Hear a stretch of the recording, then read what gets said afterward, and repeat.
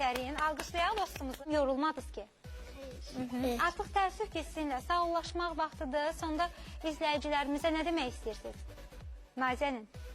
Rəşad müəllimə təşəkkürümü edirəm. Natəvan müəlliməyə təşəkkürlərimi edirəm. Aha.